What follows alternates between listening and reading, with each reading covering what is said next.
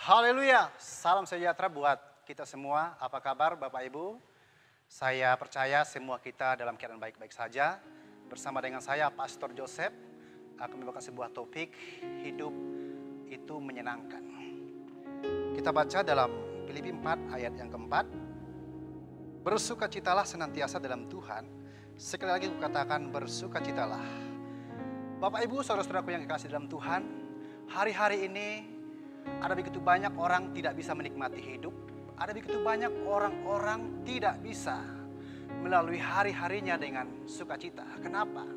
Karena ada begitu banyak hal-hal yang membuat dia tidak bisa menikmati hidup. Di antaranya adalah masalah, tantangan, persoalan yang berbagai macam yang menghimpit kehidupan sehari-hari sehingga tidak bisa menikmati hidup. Padahal kita adalah anak-anak Tuhan yang dimana Tuhan menginginkan kita sebagai orang-orang percaya untuk bisa menikmati hidup.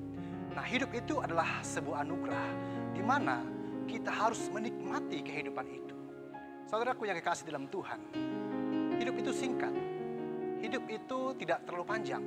Karenanya kita harus menikmatinya. Apapun yang terjadi, apapun persoalan, apapun tantangan dalam kehidupan kita, kita harus mampu menjalani hari-hari kita dengan sukacita. Kenapa?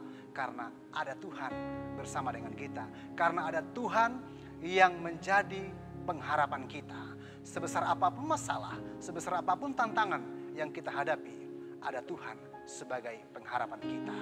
Nah, ada beberapa hal yang harus kita ketahui supaya kita bisa tetap terus bersukacita dalam menjalani hari-hari kita. Sekalipun banyak persoalan, sekalipun banyak tantangan, namun kita harus tetap bersukacita. Yang pertama, kita melihat. Yang pertama, bagaimana supaya kita bisa menikmati hidup yang menyenangkan bersama dengan Tuhan. Yaitu kita harus memiliki sikap hati yang benar. Saudara-saudaraku yang dikasihi dalam Tuhan, sikap hati itu adalah modal utama bagi kita untuk bisa menikmati hari-hari kita. Persoalan boleh ada, tantangan boleh ada, dan pergumulan boleh ada. Itu tidak bisa kita keluar dari setiap persoalan hidup. Kita tidak bisa menghalangi atau kita tidak bisa menolak setiap masalah hidup. Sebab setiap tantangan, setiap persoalan itu adalah bagian daripada hidup kita. Sebab selama kita hidup, kita pasti mengalami namanya masalah. Cuma sekarang menjadi pertanyaannya adalah sikap hati kita. Sebesar apapun masalah, kita harus menyikapi dengan sikap yang positif. Maka sebab itu kita harus menjaga hati kita supaya kita tetap terus mengalami damai sejahtera Tuhan, supaya kita tetap terus bisa mengalami berkat-berkat Tuhan dalam kehidupan kita. Yang kedua, bagaimana supaya kita bisa menikmati hidup yang menyenangkan di hari-hari kita. Kita harus selalu mengucap syukur dalam segala hal.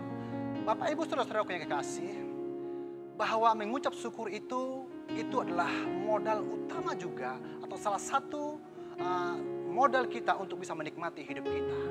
Menikmati hidup itu penting. Menikmati hidup itu adalah bagian daripada rencana Tuhan yang harus kita lakukan, yang harus kita terapkan dalam kehidupan kita. Nah, masalahnya adalah apakah kita bisa menikmati hidup dengan adanya masalah atau persoalan itu? Nah, di sini kita memerlukan sebuah namanya ucapan syukur. Kita mengucap syukur dalam keadaan apapun.